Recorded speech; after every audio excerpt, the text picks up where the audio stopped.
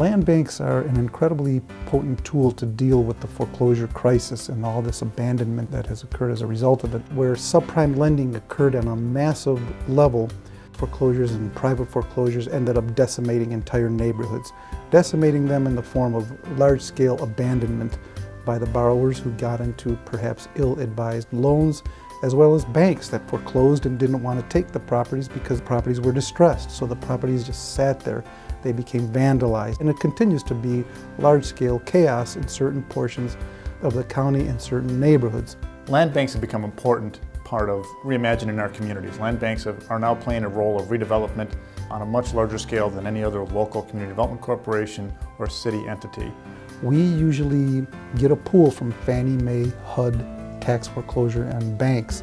On average, we receive about 100 properties a month. We acquire these properties based on an evaluation that we do prior to taking title, and that evaluation will tell us whether or not it's a demolition or a rehab. If it's going to be marketed for rehabilitation because the property has some good features to it, we then prepare the specifications and we do what's necessary to repurpose that property and get it rehabilitated. If a qualified buyer comes forward and is interested in purchasing a house from the land bank, what we essentially do is provide that buyer with what we call a renovation specification. That is what it would require in order to bring that property back up to code. If a buyer comes forward and is able to demonstrate that he has or she has the financial capability necessary to afford not only the acquisition of that property, but also the renovation, we then will consider that buyer's offer.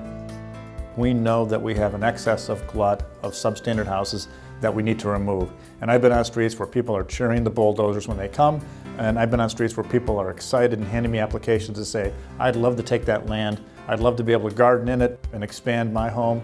It's been amazing to see the real positive outcome of what the land bank has been doing.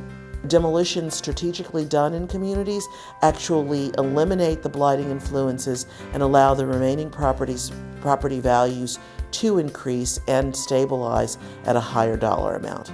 We needed to find a tool, a vehicle, a repository in which that chaos could be harnessed by bringing those properties into the land bank so that those properties could properly be triaged, they could be examined. What we're looking at is how do we repurpose low-value properties, how do we repurpose land, and how do we create new value in our neighborhoods that have lost significant value due to the foreclosure crisis.